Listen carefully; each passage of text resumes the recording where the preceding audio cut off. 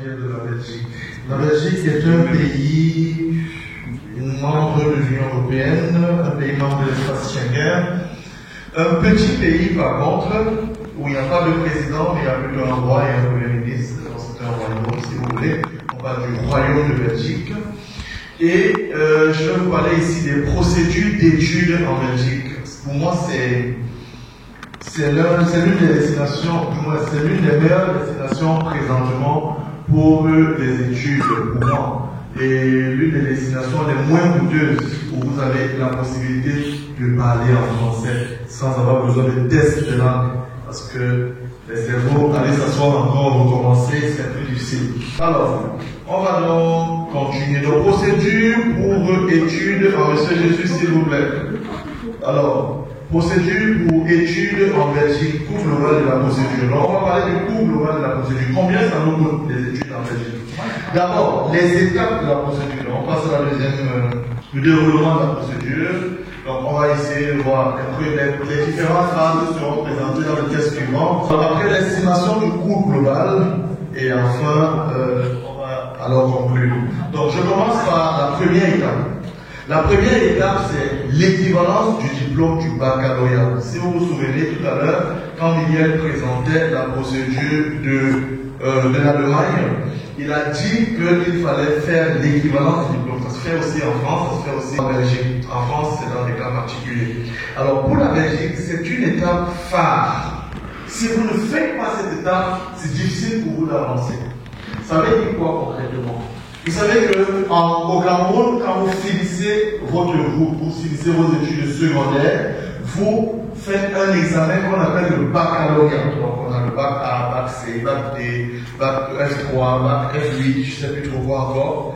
Et cet examen de baccalauréat, il n'existe pas du tout en Belgique. Il n'y a pas de baccalauréat en Belgique.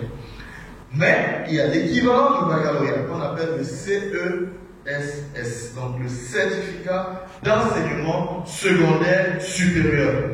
Donc nous ici on a le baccalauréat, eux ils ont le CESS. Alors qu'est-ce qu'il faut faire? Il faut que l'État belge reconnaisse notre baccalauréat. C'est la raison pour laquelle la toute première étape c'est d'abord l'équivalence du baccalauréat. Alors une fois que j'ai obtenu mon équivalence du baccalauréat, je peux maintenant passer à la prochaine étape. L'équivalence est d'autant plus importante que c'est l'équivalence qui vous dira également quel type d'école vous pouvez faire, quel type de filière vous pouvez faire. Ça veut dire quoi concrètement? Quand vous faites l'équivalence, vous mettez les diplômes que vous avez eus au Cameroun. Donc, j'ai eu le baccalauréat au Cameroun, peut-être bac C, peut-être bac D, et je suis présentement en première année, peut-être je dis n'importe quoi, biochimie. Ou alors j'ai un master, j'ai une licence en philosophie, j'ai une licence en mathématiques. Alors, que va-t-il se passer? L'État belge va vous dire, vous pouvez étudier en Belgique, mais uniquement en philosophie, uniquement en mathématiques, uniquement en géologie ou en n'importe quoi. Donc, l'État belge va vous donner une équivalence, mais en orientant vos études. C'est ça. C'est la raison pour laquelle, si vous obtenez une équivalence en mathématiques, et que vous partez demander le visa avec une admission dans une école, peut-être en histoire, on vous refuse le visa. Parce qu'on va dire que votre admission ne correspond pas à votre équivalence.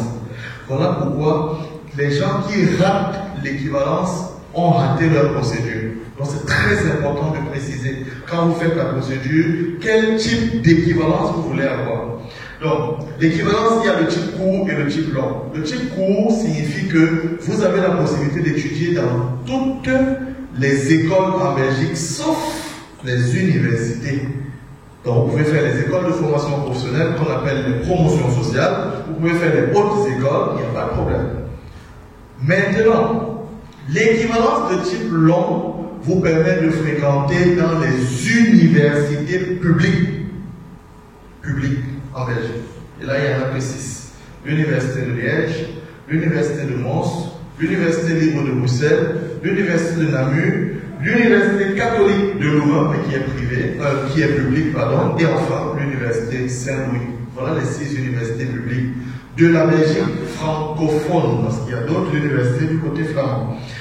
Alors, une fois que vous avez obtenu donc une équivalence de type long, c'est écrit dessus votre diplôme du baccalauréat tel, ainsi que votre licence obtenue en telle année à l'université de Douala ou bien tel, ou bien sont équivalents en Belgique et vous offre la possibilité d'étudier dans le type court.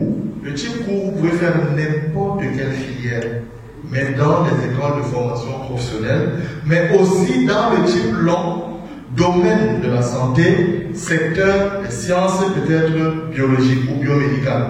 Alors vous ne pouvez pas postuler ailleurs, vous ne pouvez faire que les sciences biomédicales. Si vous allez postuler en chimie, on va vous dire non, ce n'est pas l'équivalence que vous avez eu. Donc faites très attention au moment de l'équivalence, c'est très important.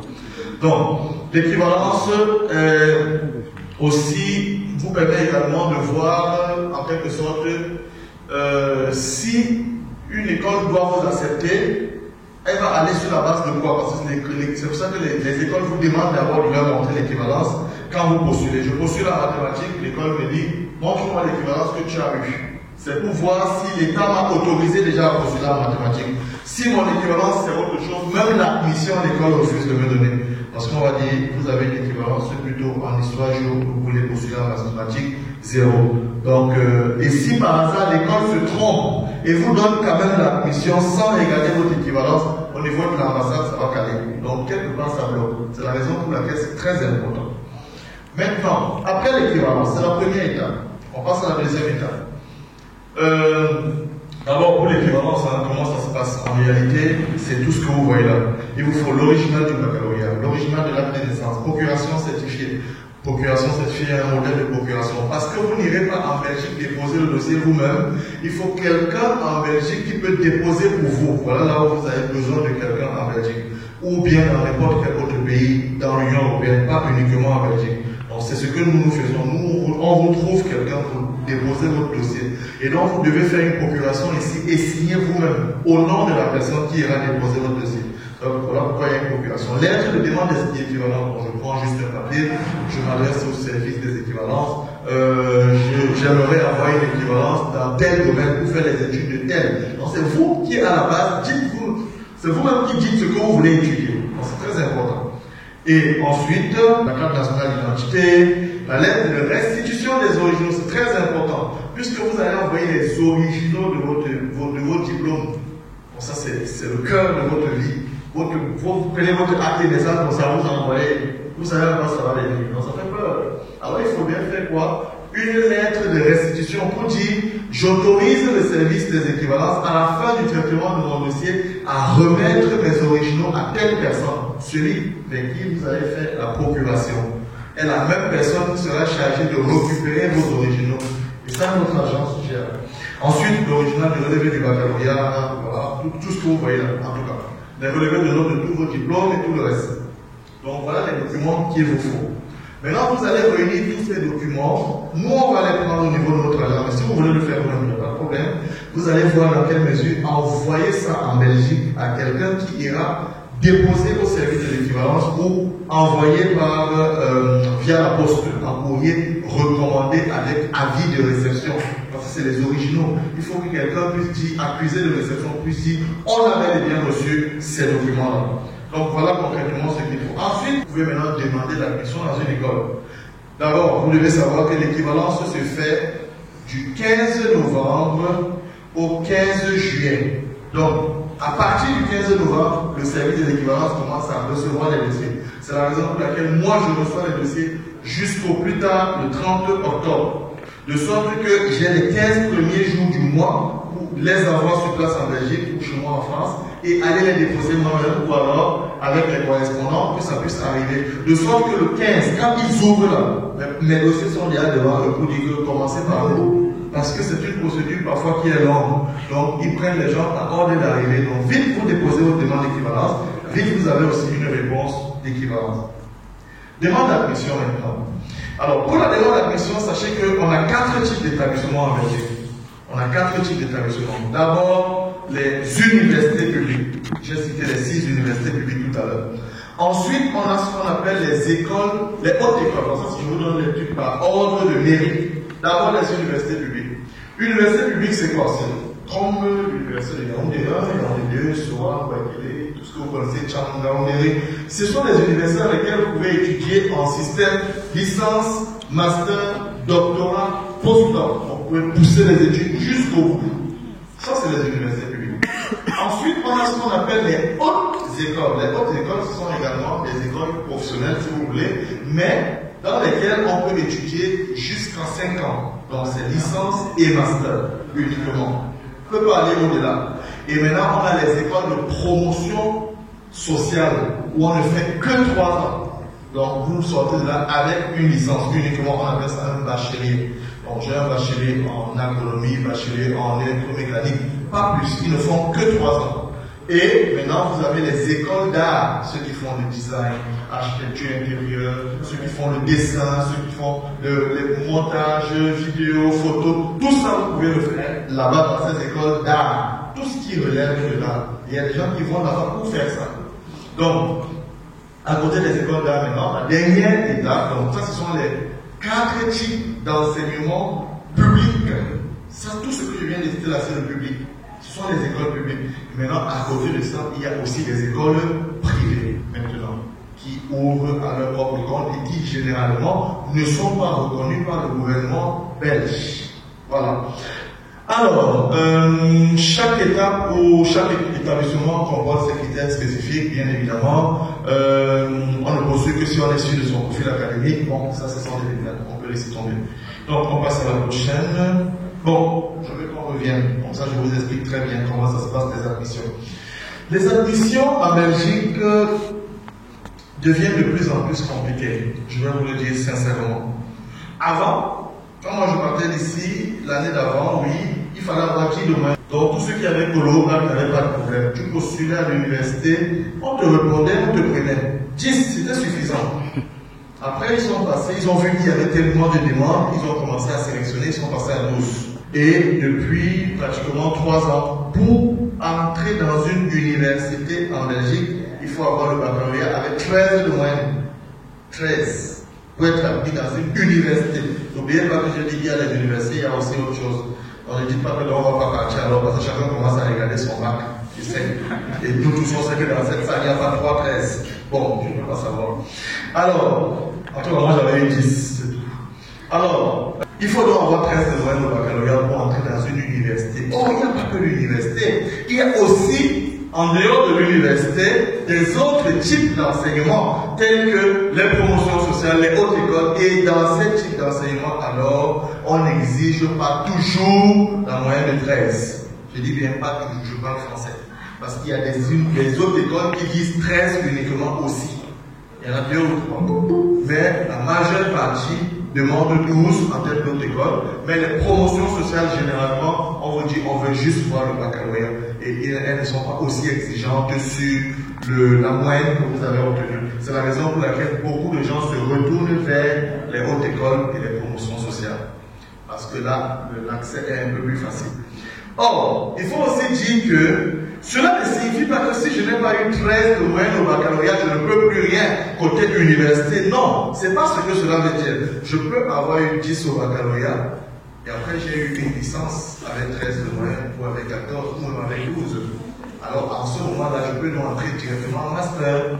Donc, pour accéder aux études de master, par exemple, en Belgique, il faudrait que vous ayez obtenu une licence avec minimum 12. Minimum 12, et c'est pas tout. Minimum. Parce que pour avoir plus de chances, il faut avoir une licence avec au moins 14. Et j'ai eu des gens qui ont eu la licence avec 15, qu'on n'a même pas accepté leur demande en master. 15, 16. Donc ils sont très sélectifs. Il faut d'abord avoir une licence avec au moins 12, en fonction des filières. Mais pour ceux qui veulent faire par exemple master en santé publique, on exige 14, c'est obligatoire. Ceux qui veulent faire master en géologie, études de sol, on exige 13. Ceux qui veulent faire master en d'autres filières, on exige 12. Donc vraiment, c'est au cas par cas. Chaque établissement accepte selon ses critères d'admission. Mais ce que vous devez retenir, c'est qu'aucune université n'accepte personne en master avec une licence de moins de 12 de moyenne. Ça n'existe pas en Belgique, en tout cas. Alors, vous avez maintenant votre admission. Première filière, c'est ça. Maintenant, en fonction des filières, pour ceux qui veulent faire des sciences économiques et de gestion, il faut absolument faire un test qu'on appelle le GMAT, qui est un test d'anglais. Donc, en fonction des filières, il y a aussi des conditions. On va vous dire, pour faire ceci, voilà la condition. Première chose, je vais sur le site de l'université, je lis les conditions d'admission et je vois si je réponds aux conditions d'admission. Quelqu'un qui va postuler peut-être pour faire une filière comme, je sais pas, peut-être médecine, on va demander d'avoir 12 en maths, en physique, en chimie. On vérifie. Du moins, médecine, ça va, on entre avec le concours, mais peut-être pharmacie, peut-être sciences biomédicales. On va vous demander d'avoir en SVT au moins 14. Donc, vérifiez bien les conditions pour voir si vous répondez aux critères. Parce que beaucoup de gens sont allés postuler et ont perdu de l'argent. Une fois qu'on leur donne la réponse, on leur dit désolé, vous ne remplissez pas les conditions. Vous avez eu 12,80 alors qu'on avait demandé 13 en chimie. Et ils commencent à dire, j'avais pas vu ça. L'argent est parti parce que pour postuler, on paye 200 €. 135 000. C'est pas petit, en tout cas. Il faut donc savoir que, première chose, ce sont les conditions d'admission. Alors, les universités ouvrent les admissions à partir, l'université catholique de Louvain à partir du mois de décembre. Mais toutes les autres écoles ouvrent à partir du 15 février. Donc, comme ça, vous avez les dates. 15 février, toutes les 5 autres ont ouvert. Mais l'université catholique ouvre déjà avant. Voilà. Et ferme le 31 mars. 31 mars, les admissions sont terminées dans toutes les universités publiques francophones de Belgique. Donc, à partir d'avril, vous n'avez plus de chance. Mais en avril encore, il y a encore des autres écoles qui sont ouvertes, des écoles d'art qui sont ouvertes, des promotions sociales qui sont ouvertes, mais les universités, les 6, sont déjà fermées. Alors, maintenant, vous demandez l'admission, vous parvenez à avoir une admission. Bravo, félicitations. Vous êtes admis en Belgique. Dans certaines universités, pour demander l'admission, comme je le disais, il fallait payer 200 €, ça c'est les universités. Maintenant, dans les hautes écoles, certaines sont gratuites, on ne paye rien. Dans les promotions sociales, certaines sont aussi gratuites, mais certaines demandent 100 €, 150, d'autres 50. Donc, c'est vraiment au cas par cas. Alors, après la demande d'admission, on passe à la troisième étape. Donc, vous avez obtenu finalement une admission. Que faites-vous pour la suite? Campus Belgique. Vous avez obtenu une admission. Oui, je vais en Belgique. Où est l'école qui t'a accepté? Voici l'école. J'ai déjà mon admission là, voici. Très bien.